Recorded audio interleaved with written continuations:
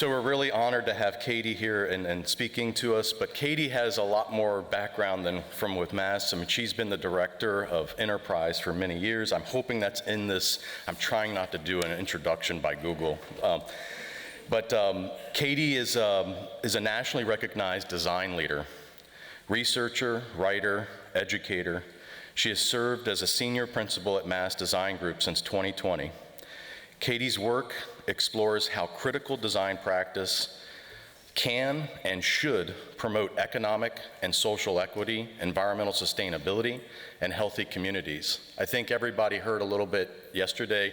We had the panel discussion with Mandy Bartle from South Florida Community Land Trust, and Katie was instrumental, I think, in helping Mandy and her team get a lot of the support that they needed through the Affordable Housing Leadership Institute, as well as through Enterprise and several others. But Katie has over 20 years of experience in theoretical and practical application of design thinking and is a talented global public speaker and thought leader.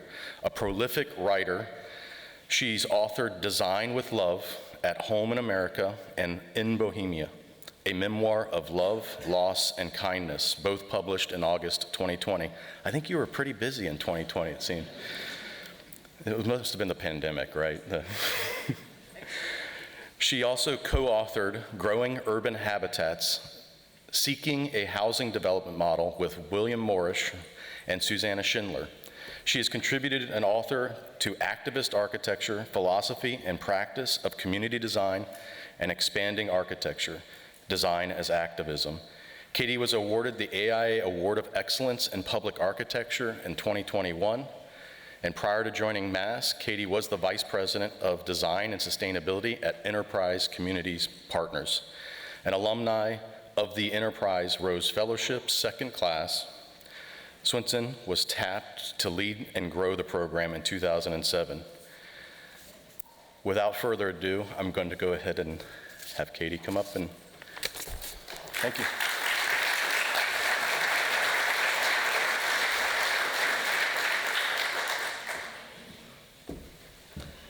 Okay, good morning. How are we? I got to go to the Women in Architecture breakfast. If you were at the Women in Architecture breakfast, would you give me an applause? It's just absolutely wonderful to be here. And Jeff, thank you so much for having me. I've come to learn in this life that if Larry Scarpa or Angie Brooks or Jeff Huber invite you to do something, you just say yes. It's just rules to live by. So let's see. Oh, good. Let's have a tester here. Okay. And I can see it down there. Oh, I love this. Okay, so I'm going to kind of go for it with you all this morning. So let's hang on for a bit of a ride. I'm going to put my glasses on. My title originally was The Architecture of Healthy Communities, but I'm also thinking about the health of the architecture community. So I want to kind of go back and forth a little bit between these concepts of what is it that we're doing what is it that we intend to do, and also how do we do it?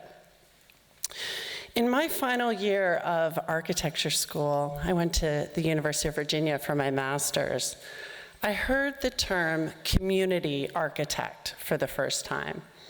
I had never heard those two words together, but something in me immediately lit up. Whatever a community architect was, that is what I wanted to be. I have always been a house and home person, a designer by profession, a mother, a builder, a citizen seeking justice, working with architects seeking dignity for myself and my family, yes, but also inextricably for all people. I am also a writer, and writing helps me understand the world. This journey today is going to take place in 3 acts, in the form of 3 books. One that is very personal, a memoir about love and grief, about a house and its people. One that seeks to center the concept of love in design through a commitment to empowering local residents to demand high-quality housing in low-income communities, and one that creates a vision for the future of architects and architecture itself, where beauty is defined by justice, and where the object of architecture, design, sustainability is the dignity and sanctity of human, animal, and ecological life. Because while home can be a building, home is also a concept, a feeling, a place, and a space. It's a dream, I think, a political inclination. The form and style of home is immaterial, perhaps, but the fact of its necessity is immutable. I like to call myself a homemaker, not homemaker, all lowercase, one word, surely a female, who manages the affairs of the household, but a homemaker, 2 words, capital letters. A maker of homes, an architect perhaps, almost always male, at least 80% at the moment in the US, a designer of homes, and ultimately the highest architectural expression, perhaps of a single-family home or perhaps of social housing, a political drive, a statement of purpose. With this call for homemaking, I am trying to resolve within myself and within the profession of architecture the divide between the concept of home as we know it personally and the concept of housing. Home is, of course, the place where we know ourselves. It's where we live and love with our families. It's our identity, material, financial, emotional. Housing, however, seems to be something separate, something we make for others, a policy necessity, a solution. I think that this sort of divide, the personalization of what's most important to you in your life versus the abstraction of what architecture is, that this is in some ways at the root of the difficulties the profession is facing today. Architecture for the rich, for institutions. Everything else is just building. I'm going to try today a rhetorical device I learned from Marshall Gans at the Harvard Kennedy School. It's called public narrative. He urges speakers to start with the story of self, then go on to the story of us, and then leave you with the story of now. So I'm going to make it a little bit personal today. Then I'm going to try to find common ground to see if we can come together around a shared set of values. The story of now, then, I'm going to suggest a direction that I think we can all go in together. For here we are today in the midst, after the end of COVID, coming together. It's not nothing anymore, this kind of act of coming together. Priya Parker writes in The Art of Gathering, "Why do we gather? We gather to solve problems that we can't solve on our own. We gather to celebrate, to mourn, and to mark transitions. We gather to make decisions. We gather because we need one another. We gather to show strength. We gather to honor and acknowledge. We gather to build companies and schools and neighborhoods. We gather to welcome, and we gather to say goodbye." In the United States, we have some 40 million people who are housing insecure. There are as many as 2.5 million people, including children, who experience homelessness on any given night. Yesterday, you heard Larry talk about the Katie who worked to invent new programs and methods for high-quality design of affordable housing. Yeah, that's me. I have worked at the intersection of architecture, affordable housing, and sustainability for, as Jeff reminded us, nearly 20 years. But I must say that by almost any metric, we are failing miserably as a society and as architects. Why is this? How can we experience ourselves the necessity of home, but still care so little for what home means to others? I never knew any sort of housing insecurity growing up, nor have I had to experience it firsthand. As a teenager, however, in the 1980s, I volunteered to serve lunches in a homeless shelter for women in Boston. I didn't know then what I know now, that we were reaching a dramatically new high of homelessness, and that number would remain exacerbably consistent until this day. I got to witness, though, up close and personal, the slippery slope of homelessness. Without a home, it seems, everything else falls apart. In my own life, I have experienced the opposite. I have had houses to provide for me, home to heal me. In 2007, newly divorced and the single mother of 3 small children, I moved to the town where I had grown up to be near my family. I had the incredible fortune to become the owner of a very special house, built in 1907 and called the scarab, the Egyptian beetle and symbol of creativity and rebirth. Built by intrepid women who built it exactly 100 years earlier than I bought it. The house and its story, its history and the design of it, at first sheltered me and my children, and over time became a place of love and healing. Those women were Catherine Lee Bates, who wrote America the Beautiful, a professor at Wellesley College, who in addition to writing this poem that became the song that we all know, authored about 30 books of poetry, literary criticism, and travel, and was a professor at Wellesley College. Her partner of 25 years, Catherine Coleman, was also a professor of history, economics, and a social justice crusader in the early 20th century. Imagine these women born in the 1850s, building a home together, hiring an architect to make a house that would represent their lives and their aspirations. The design of a house has the power to be a way to design your life, I think, your perspectives, experience, and relationships. In 2015, having been, I guess, single mom for 8 years, I met and fell in love with a man who joined our house full of women. As we got engaged and started planning our life together, we also started renovating the 3rd floor of this house, which these women had called Bohemia. And in doing so, we started to design our life together with our family. But when 2 months before our wedding, my fiance had a sudden and fatal heart attack on May 17th, 2017, all of this took on an entirely new dimension. In the shock and devastation of sudden loss and horrific grief, I stayed up in Bohemia, and I started writing.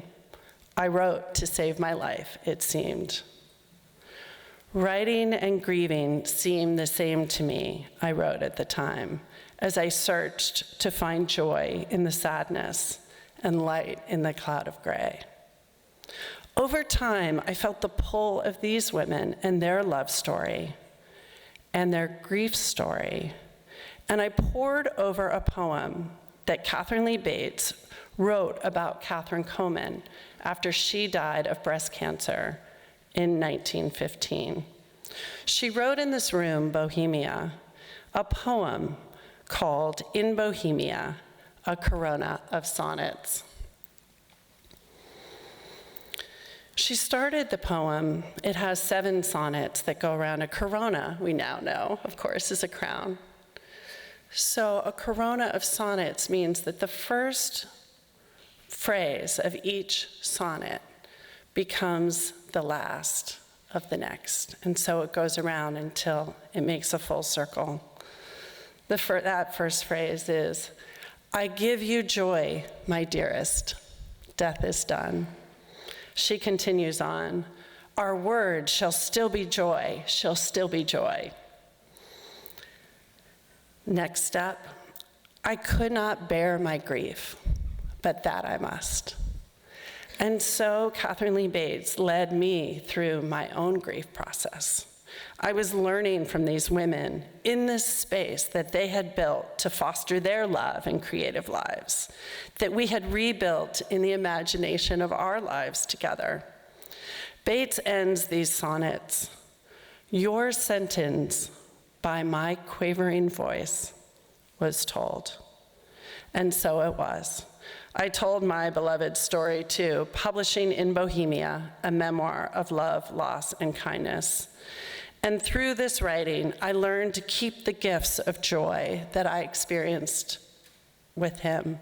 I bore my grief, the power of a house, the power of home, the power of love, the power of homemaking. And so, if we know this to be true, then how do we leverage these powers beyond our personal stories into our shared narrative, our shared experience? Who amongst you has not sought the beauty of a house to nurture your soul, to raise your families? And yet, we continue to allow poverty to be a precondition for high-quality homes to be a luxury. For the past 20 years, I have endeavored to change this. Working as a community architect with the local community-based organizations, I learned to bring design into the hands of local advocates and activists for affordable housing and community development. As an Enterprise Rose Fellow in Charlottesville, Virginia, I had the chance to work with the Piedmont Housing Organization, stepping into the 10th and Page Street neighborhood revitalization, a community development initiative that was already underway. I joined the Neighborhood Steering Committee, taking on the design of 31 new and rehabbed homes for mixed-income homeownership, while learning the fundamentals of project management and development finance. Outside of my work plan, I worked with the Hope Community Center to rehab and build a new recreation center for the neighborhood. After my fellowship ended, I translated my experience into the creation of the Charlottesville Community Design Center. I was learning what it meant to be a community architect. Later, as director of the Rose Fellowship, I got to work with dozens of fellows and community-based groups across the United States. 10 of those stories are told in my book, Design with Love, at Home in America. Here's the Affordable Housing Design Leadership Institute, which Larry spoke about last night. It grew into an incredible resource over the last dozen years. In this book, Design with Love, at Home in America, we look at these communities across the country, and I had a very interesting time sort of understanding how writing figured into my practice. I said to Larry and Angie last night that I wish I had written this book about halfway through instead of at the end. In fact, we learn so much from writing, from reflecting on what we're doing, that we need to stop and pause in the middle, not at the end to sort of recount, but as a way of learning. The book starts at the San Ysidro border of US and Mexico, in a town of 30,000 residents. San Ysidro is home to one of the most traveled borders in the world. David Flores, here, a Rose Fellow, sets the stage for many of the stories that follow. Each story has a place, its specific cultural, geographic, and economic identity, a community group and its commitment to place, and a fellow and his or her drive to seek meaning in their work and in their lives, to be useful, and above all, to aspire to be better. It's about people caring deeply and committing to the work of showing that care in built form. David moved to San Ysidro in the year 2000, inspired by the work of Casa Familiar, a social service nonprofit serving residents for over 50 years. He got a chance to build Las Casitas, a project that he had helped design with quirky poster architects. He got to know his community. He listened and he stayed. San Isidro was personal for David. Born in Juarez, he immigrated to the US with his parents, siblings, and an aunt at age 9. But when his father was arrested, incarcerated, and deported at age 19, David's family was splintered. Some might call this family separation. David calls it abandonment. He made it his life mission to fight against community abandonment. Families are not governed by borders, David said to me. They are governed by love. In addition to building new affordable housing for families in need, he opened a community design center, The Front. He worked on libraries, after-school centers, and parks. Casa hosts over 1,000 people for Thanksgiving dinner every year. He joined the Planning Commission to help prevent the small city from the ever-encroachment of the border expansion project. He fought for the rights of pedestrians. With 30,000 people crossing each day, David successfully advocated for the addition of a second pedestrian entry. He joined the Committee on Arts for the land port. And given the air pollution caused by cars idling for hours while waiting to be processed at the border, David joined forces with the University of Washington and UC San Diego to conduct an air quality study. This is the job of a community architect. Through it all, affordable housing remained a focus. And last year, Casa Familiar opened the much anticipated living rooms at the border, a 10-unit housing development designed by Teddy Cruz and Fona Foreman in the heart of San Isidro, with the restoration of Our Lady of Mount Carmel Church, built in 1927. The fight continues, the commitment remains. As you will read in the book itself, the essential framework repeats: a place, its beauty, its structural challenges, a people, a resilience, a fundamental care for each other, a commitment to improving place. The book takes you to many communities, including Thunder Valley in South Dakota, a stunning landscape, but a place with some of the highest rates of poverty due to generations of racial terror. Rose Fellow Keziah Haviland joined the spiritual leaders of the Thunder Valley Community Development Corporation to draw on a spiritual vision for the interconnectedness of all things, to build in physical form a regenerative community that builds a new community in its image, including the ability to reattach themselves to the native Lakota language, now spoken by only about 3% of Lakota people. They started a new construction firm so that this development would be built by Lakota residents. Throughout the book, we'll encounter a number of these kind of amazing people. This is Joseph Kunkel, who is now a principal at Mass Design Group, where we merged with his Sustainable Native Communities Collaborative and opened an office in Santa Fe. Joseph is Northern Cheyenne by birth, but he worked with the Kiowa people outside of Santa Fe, New Mexico, to build what is a 41-unit low-income housing tax credit project. They used a little trick.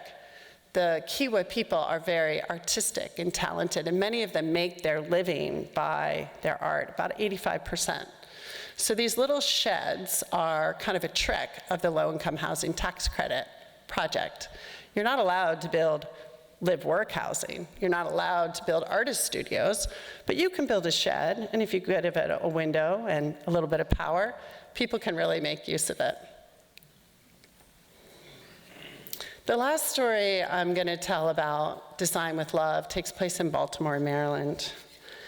Harry Connolly, the photographer who I worked with in this beautiful book, is from Baltimore, so this was a special story for both of us. Baltimore is a city that had a kind of early start on the sort of race-based planning that we've come to learn about through redlining. In 1910, they started their first racially discriminatory based zoning. On one city block in West Baltimore, on Saratoga Street, between Fulton and Monroe, a part of the city which has been so disinvested over time that most of the houses are boarded up, slated for demolition. Out of 42 homes, there are only 8 owner-occupied houses. Some of you maybe have watched The Wire. It takes place in this neighborhood. Donald Quarles was a homeowner and a resident of over 50 years. He had a different vision of his community. This is the scene right across the street from Donald's house. In partnership with Daniel Greenspan, a Rose Fellow with the Bon Secours and local Franklin Square Neighborhood Association, Donald imagined building a serenity park, a place for children in the neighborhood to play and adults to gather. This was one of the chapters that after I wrote the first draft and sent it off, Donald wrote me back. It's hard to talk about Baltimore, perhaps, without talking about guns and drugs and some of those afflictions. And Donald said, no, that's not what this story is going to be about. That's what people like to talk about Baltimore. But in fact, the United States is so much richer and more complex than we give it credit. And Donald said to me, Baltimore is going to be a prime example of what can be if people just come together. Baltimore can do it. We went back to the drawing board on this story and tried to tell the story of this partnership of an architect and a community resident. When a community resident finds an architect who can help him or her expand their vision, create their vision, and imagine something new, amazing things can happen. It starts perhaps with a simple kind of neighborhood cleanup. The older men in the neighborhood like to play horseshoes. So of course you can't create a safe place for kids without having adults there. So the first act was a horseshoe pit. You see behind this very simple fence. Is that fence an act of architecture? What do you think? No? Yeah, that fence made all the difference. It stopped people from dumping their trash onto the site. It's the first step, this simple fence. The neighborhood started coming together, and people throughout the city started taking notice of Donald's leadership. A community play group wanted to donate play equipment for the kids. Right before publication, this is the image of the Kirby Lane Park. Since publication, actually, these two and their mighty force have taken over another section of the neighborhood and expanded the park.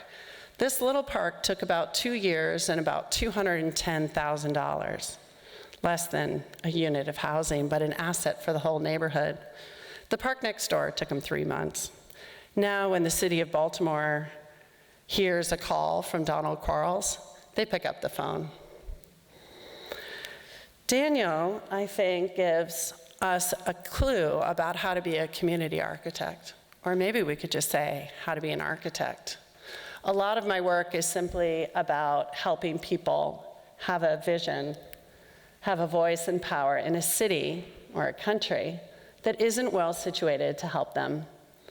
It's building the capacity of community members to have the ability to sit at a table when people are making decisions and navigate it to what they want. I think that this idea about love that we experience at home can translate very directly into our work. We're all familiar, of course, with Martin Luther King's concept of the beloved community, a place where homelessness, poverty, and racism are not tolerated.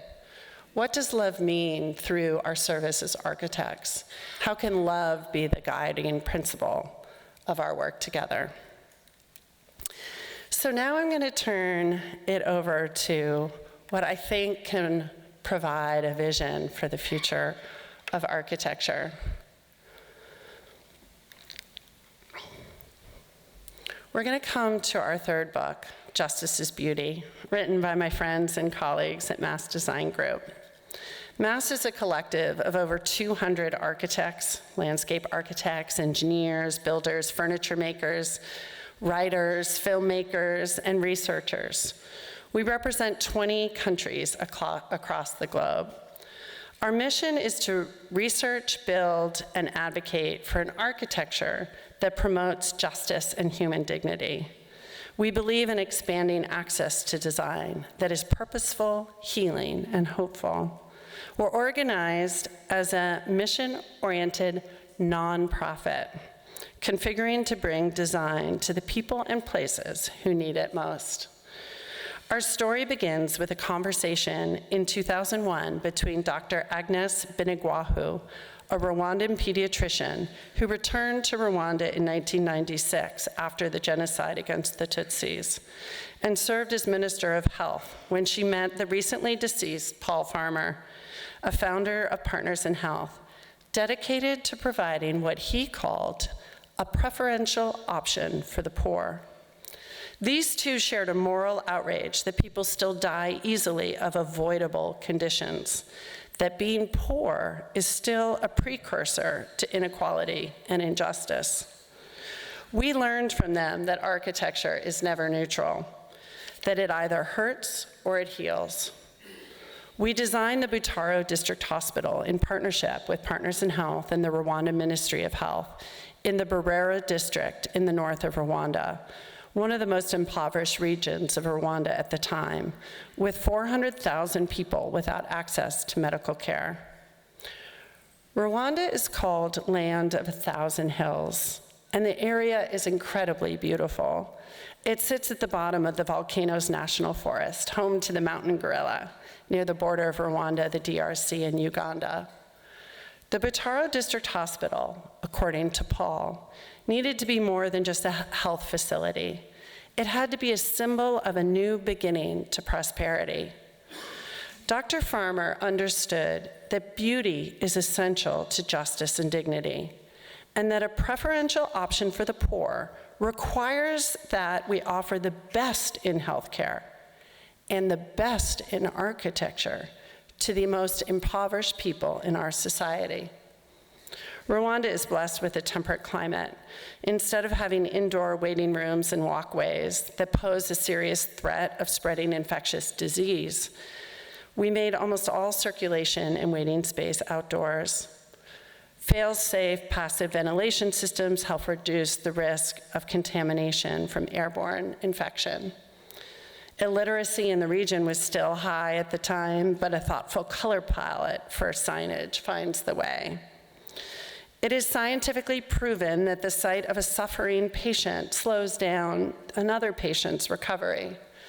A simple act of flipping the beds in the wards to offer patients a view to nature makes a significant difference in their health and well-being.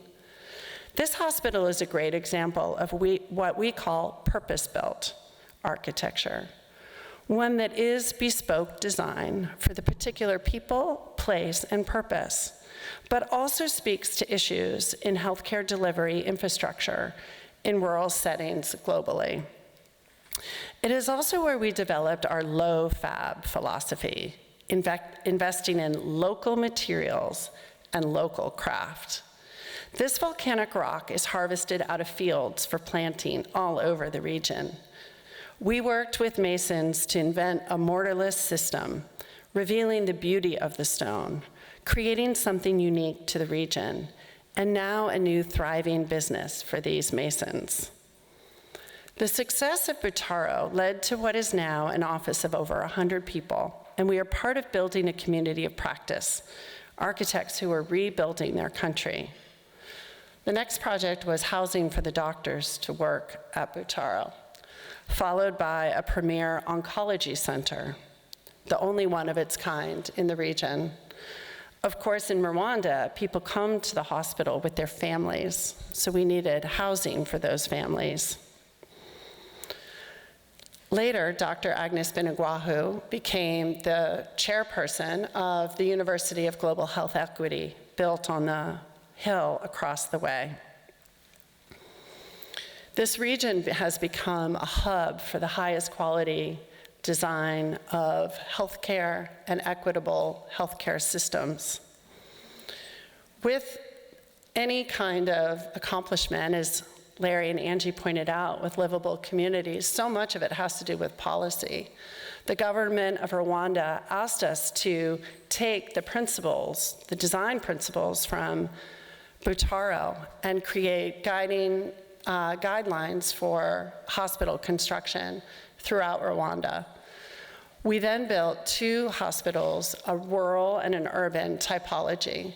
This is the Munini Hospital, which is about 4.5 hours south of Kigali, in another rural community, a 160-bed hospital recently finished. And in the city of Kigali, with about 1 million people, the Nyarugenge District Hospital, which quickly became the COVID hospital when that was necessary. Our firm has grown up in Rwanda. I said this morning at the women's breakfast that it's actually quite incredible to watch an architecture community emerge. There had been no school of architecture in Rwanda until the first one started in 2009. We're lucky to have the first graduates of that program, one who is a senior principal in our Rwanda office, and one who is our lead researcher, a woman who was the first in her class, of the first class of architects. We have a lot of firsts in this group. We have the second licensed woman architect in Rwanda here, Noella, you see her at the bottom. We have the first licensed landscape architect, female, in Rwanda.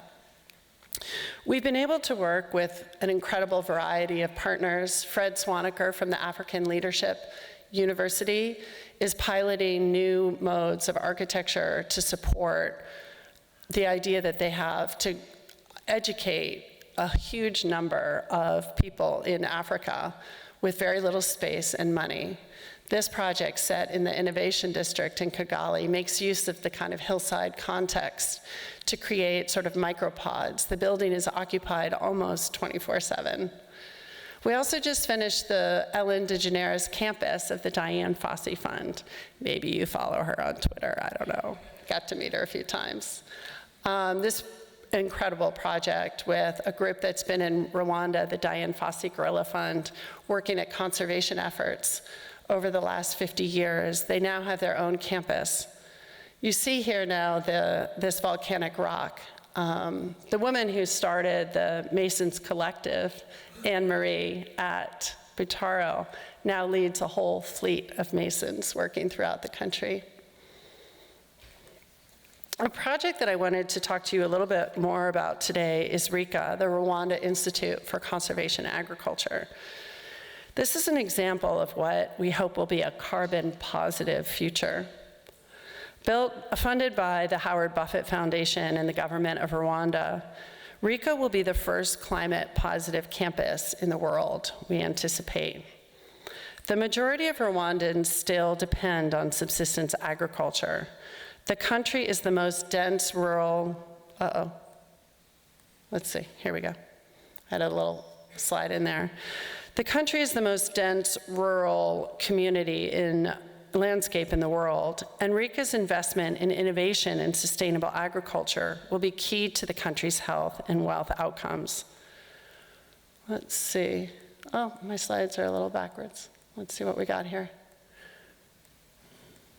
Okay. So I don't have the map, but that's okay. We'll go back. You'll see all this again.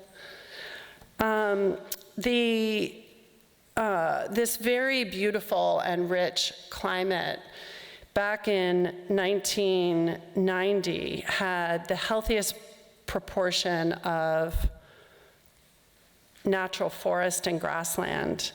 But over the decades, this has changed, with 80% of the land is farmland now, and still the population remains food insecure. So this project is 69 unique buildings on 1,500 hectares, 3,700 acres. The campus creates all of its own power and recycling, treating wastewater.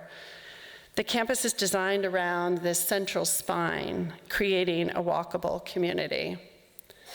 We planned it with what we call a One Health approach to imagine how a human settlement can be productive and beneficial for the environment and for human, animal, and ecosystem health, all intertwined. By questioning every single decision, from stone foundations to the timber roof, we were able to reduce embodied carbon to 40% of business as usual. This needed a whole team, architects, engineers, furniture makers, and a construction group to research, design, and build it. Most importantly, we learned along the way and right through construction. The project has been a catalyst in our organization for how we integrate embodied carbon reduction into our design process. The furniture was all created for the campus by a now collective of over 80 artisans throughout the country, brought together in a new company that we call Mass Build. The campus was made by local people with local materials. 98% of the labor came from within 100 miles. 96% of the materials by weight are from within Rwanda. Mass Build, a construction company we created to build this in the Diane Fossey Gorilla Fund, employed and trained over 3,000 workers on site. They were trained in formalizing earth and timber construction. The buildings are made from locally sourced stone, earth, and timber. The exposed roof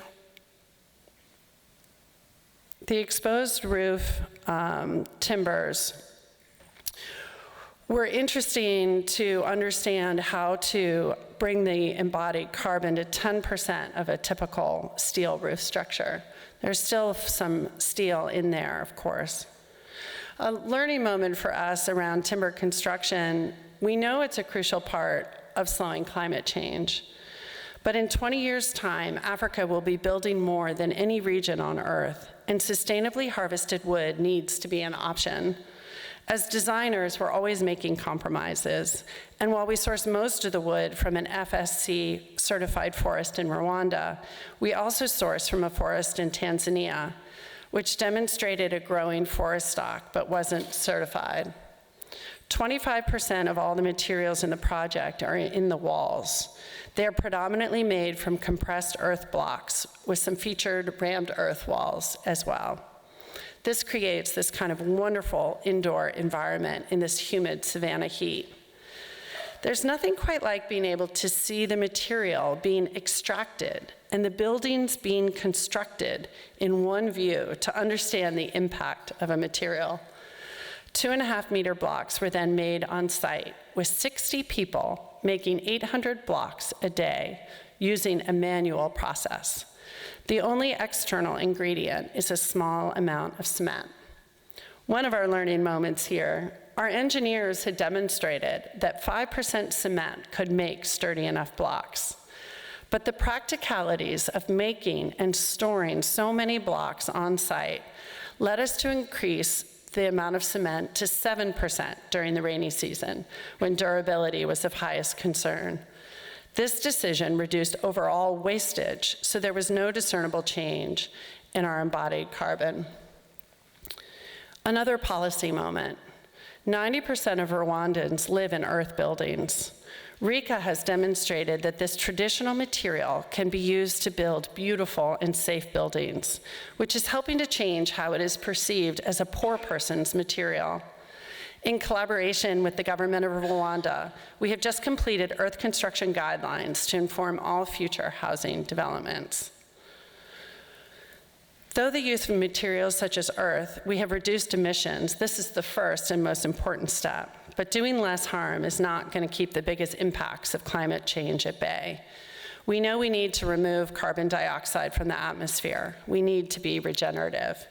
At Rika, we have planted 40 hectares of native savanna forest, which will sequester enough carbon dioxide to mean the campus is projected to be carbon positive by 2040. Our future is going to look different than our past, no matter what we do or don't do. How can we imagine a society that is carbon positive?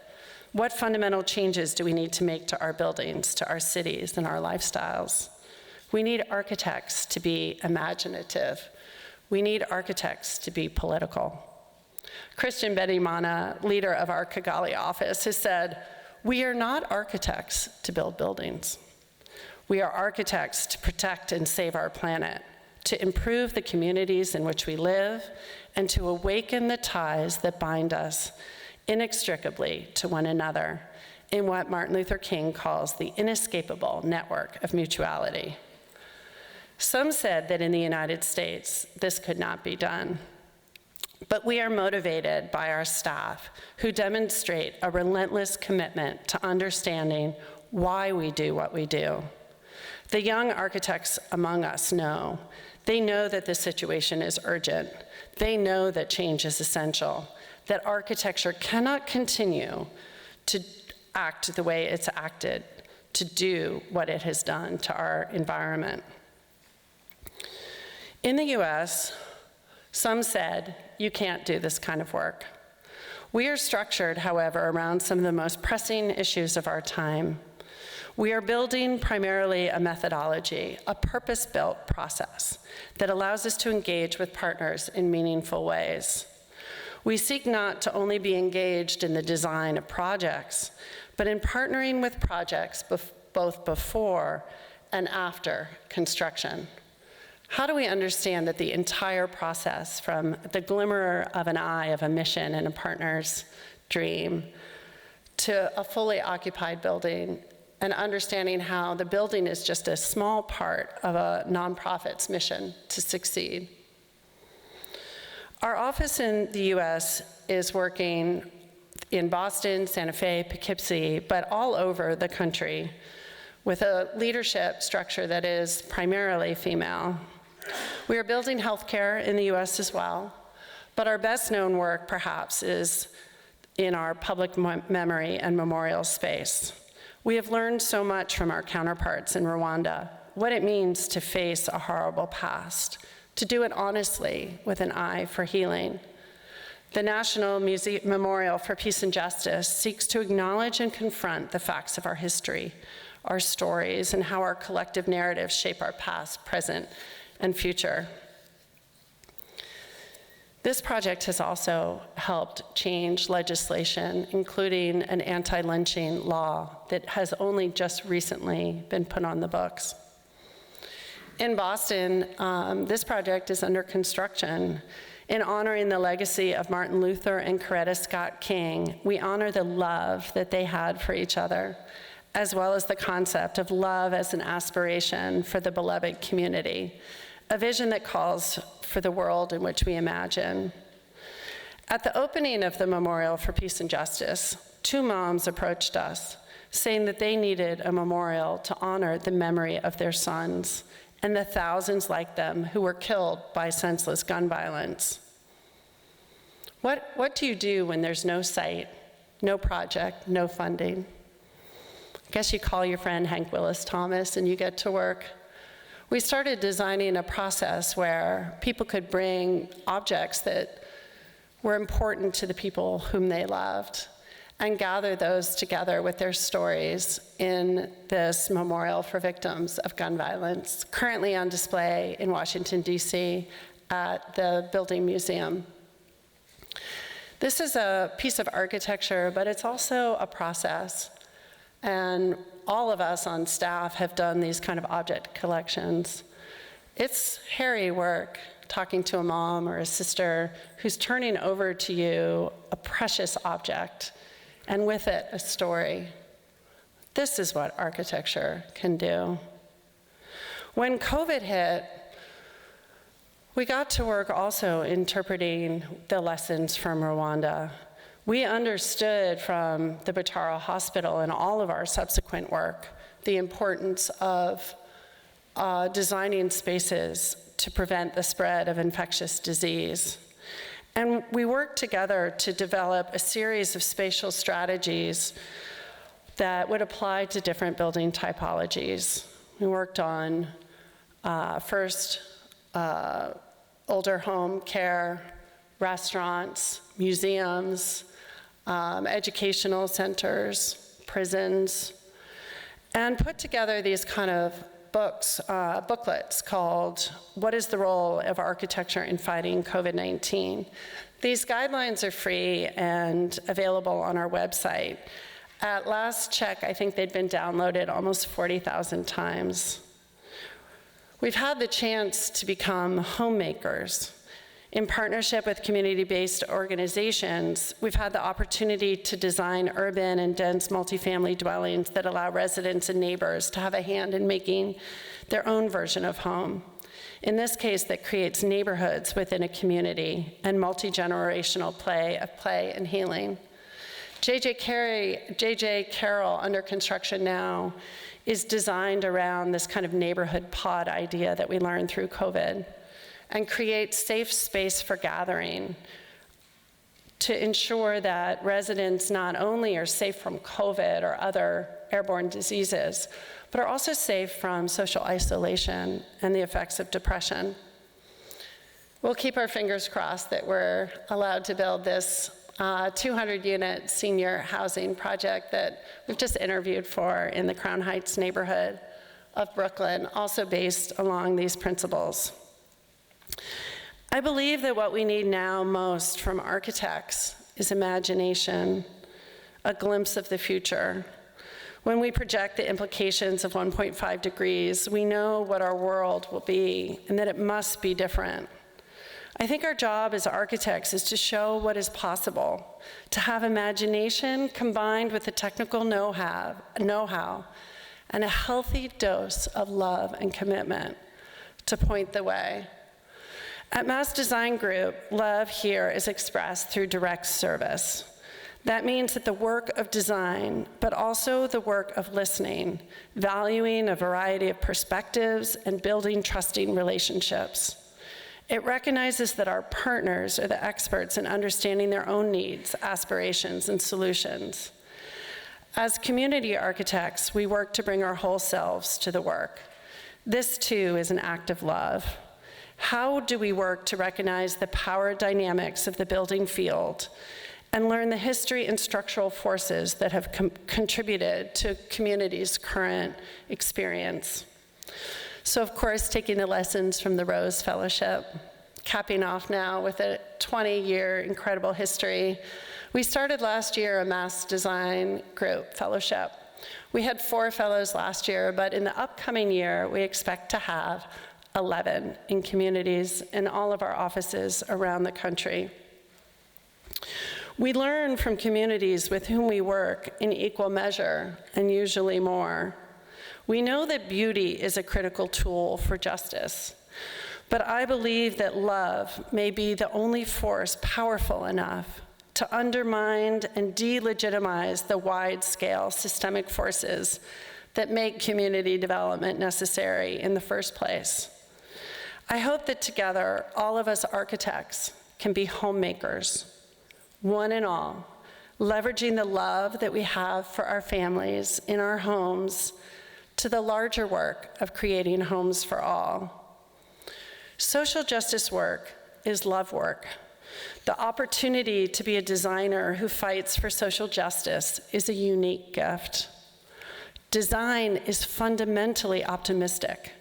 It allows us to imagine a better future and to come together through imagination, rigor, and care.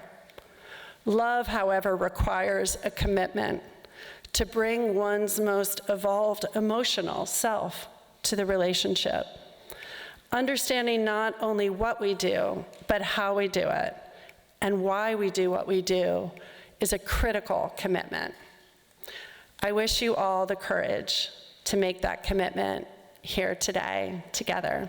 Thank you.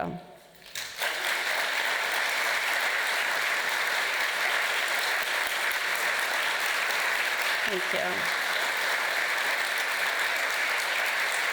Thank you. Oh, thank you so much. Thank you. I completely lost track of time. Do we have time for questions, or did I use it all? We have a little time for questions.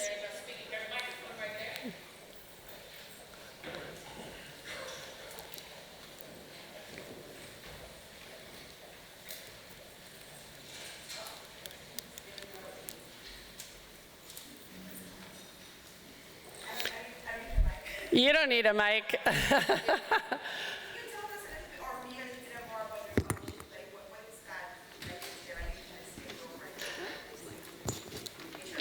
Yeah, absolutely. Yeah, the Rose Fellowship model partnered an architect or aspiring architect, designer, with a community-based group in situ in a community. It was a really important and special opportunity. We learned so much from those fellows. At Mass, we're starting a design fellowship that will recruit young people who are on the path to architecture to work in one of our, what we call labs. We have, in the US, we have a public memory and memorial lab. We have a food lab. We have a sustainable native communities lab. We have a restorative justice lab. So we're recruiting young people to come and work in our offices in these labs with those community partners. We're also going to have 4 or 5 fellows in Rwanda. 2 of them will definitely are already selected, and they're Rwandan, first recent graduates joining our team. The other 2 or 3, though, we're doing so much work throughout Africa now, so we're looking for speakers of Arabic and Portuguese to join our team, potentially from some of the countries in which we're working. So our goal is to network together this group of what we imagine will be 11 architects or aspiring architects, to both work in their local community with local partners, but also to kind of build that cross-cultural exchange. As you can see, I've had personally the tremendous privilege of traveling a lot and getting to know the different communities with which we work. But I believe that kind of cross-cultural exchange is imperative to kind of building the future profession. So the fellowship will have 2 trips and a curriculum based on our developing sort of Mass methodology, as well as we started a new professional development program last year. We're a 12-year-old firm, and we're catching up with many of you on some of the infrastructure. So just in the last 2 years, we've been now paying for exams, paying for memberships, kind of doing all the support systems. But we developed a professional development plan based on my experience with the Rose Fellowship. And in order to get any of that funding, you have to fill out this really quite comprehensive personal professional development plan. It starts with what we call head, heart, and hustle. And it invites people to kind of share what is in their head, what is their mission, what's their personal mission, what's in their heart, what's their passion, why do they do what they do, and in their professional hustle, you know, how are they going to get the tools to do so? Now listen, we have 25 engineers on our team, so this spreadsheet also is quite rigorous and has just about every skill you would ever need, soft skill or hard skill, in the profession of design on it. But we're seeking to sort of build a kind of pathway for people who want to use a fellowship as a way to kind of get more in touch with their purpose, but then their hustle and their ability to make it so. So it'll be a 1-year program. We're interviewing right now, but you'll see next year, hopefully, God willing, we'll continue this and grow the program. Thanks for asking. So Kate, thank you for being here, and I think everybody in this room wants to do what you do. And the needs Let's do it. I'm convinced of it. But the needs are so huge of what we see that a lot of us, mostly me, I feel very helpless in the thought of how do you get started? And at least you address the issue of the money, because we all have to pay our grocery bills and our FPL. How do you get started? How does somebody launch this movement? Because there's so much need in this country right here. Help me. Yeah, thank you so much for that question. And, you know, I think one of the things that is most exciting to me about Mass Design being named Firm of the Year is that, you know, it's aspirational, right? You know, we're not perfect. And we can't be, it's not about being the only one, right? It's about pointing your North Star in a direction. And so I think the reason that I tried to start with this idea of the difference between, I tried to use home and housing, and then this idea of personalization. And that in architecture, sometimes we have depersonalized it. Like architecture is like, it's not the fence, we don't think, that changes the outcomes for a space. It's like some beautiful thing, right? Some beautiful building. But really, if we understand that in Baltimore, a relatively unaesthetically pleasing fence was like the catalyst to change a space and the outcomes for people in that neighborhood. And why don't we call that architecture? You know, I think we've had this problem around making ourselves maybe too special, and as a result, we're not needed enough, and we're not in enough places. And meanwhile, you all have some of the most necessary and important skills of any person alive on this earth, right? You're systems thinkers. You know how things go together. You know how to make things. You know how to share. You know how to convince. You know how to point the way. So I think our imaginative possibilities are being radically underused at maybe with some larger goal around like protecting our territory, but our territory has gotten like tiny, right? We design like 1% of all buildings, and the others we say, well, that's not architecture, so we don't have anything to do with that. So I think there's first a change in mentality that we can all have, and that maybe we as the AIA can also have. We could loosen the grip on a protectionist attitude and rather take on a kind of expansive attitude. What can't we do? And so I would invite you, I think, to just kind of look around your own community.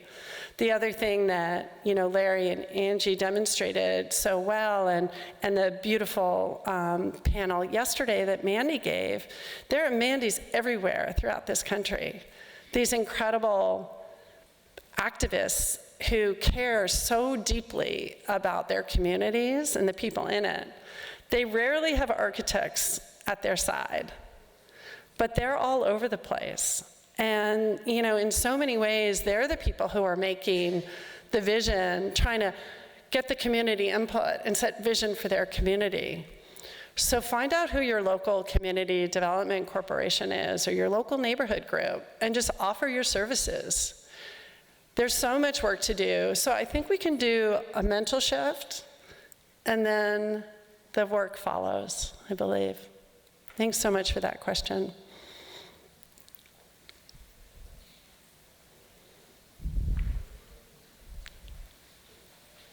I got my guy in the front. You ready? Ty's gonna bail me out if there's no more questions, right, Ty? Well, shall we wrap, or you want to go for it, Ty? I'm going to put you on the spot.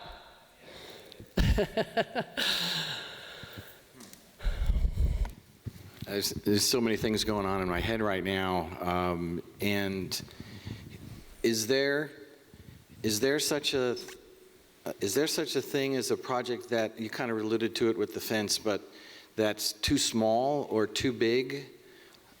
That you can start that ball rolling? Yeah, I don't know if there's, thank you. Are you finished? Go ahead. Yeah, no, go ahead. Is there a project that's too small or too big? You know, I put up on the slide when I showed an image of design of Justice is Beauty, our book at Mass. Alan Ricks, who's one of our founding principals and chief design officer, Alan says that the design of our firm is our longest standing and most important design project. You know, how are we designing a firm so that we can make those decisions, right? Too small is hard for a firm. It's hard to do small projects. So we, as a nonprofit, we are able to recruit philanthropy, and we created what we call a catalyst fund. So we have a pool of money that we can basically use design services to partner with partners who have small projects. Okay. Because almost every project starts small, by the way. And Larry showed a slide, and Angie showed a slide yesterday that said the 70% of design decisions are made in the first 10% of the project, when you guys aren't even in the room. So we try to leverage these small, we call them grants, but they're really design work. Small pockets of money, it might be 15 grand, 25 grand in design services for this work that happens way upstream in the early stages, so that we can work with a nonprofit to understand what we call purpose-built. What's the mission of your project? What's the overarching goal of it before the design work begins? So I think if there's a project that's too small, you should ask yourselves, well, is it needed? And if so, how do we organize ourselves to be able to do it? And not just once, but in an ongoing way. Do you have grant writers or grant people on staff that search out those kinds of sources? Yeah, we do. We do. And, you know, you know, Larry said it yesterday, like, you know, raising money for design is really interesting. I've been doing it for 20 years. And there was a time back in like 2005 that John Kerry, who now runs the Eames Institute, and Sonny Fisher, who at the time was at the Treehouse Foundation in Chicago, we tried to start an entity called Grant Makers in Design, because that doesn't exist. You know, you can have grant makers for the arts, or grant makers for other things, but there's no grant makers for design. So I've been working hard to elevate that, but it's possible, because what we try to do is always focus on the larger outcomes. You know, you focus on the health outcomes, the economic outcomes, the sort of benefits, and you can raise money for design. You just have to be a little savvy about it. I also like the way, just one more thing, I also like the way that you really concentrated on using local materials. Absolutely. And even enhanced that. Yeah. All right, I'm done. Thank you, Ty. I appreciate it. We've got, Jeff, can we do one more? I think we are at time. Okay. First of all, thank you, Katie, for sharing such an incredible story. We were forewarned and at the breakfast, but it was beautiful. But my question is, I teach at the School of Architecture at FAMU in Tallahassee, and some of the graduate students, their focus in nature lends me to believe that they would be perfect for your fellowship. So how do we go about introducing them to that concept or application, maybe? Yeah, absolutely. Applications will come around again next spring, so look for that announcement in May. And they should just, you know, follow us on Instagram and like get on board because we'll be looking. Yeah. Thank you so much for having me. I really appreciate it. Thank you.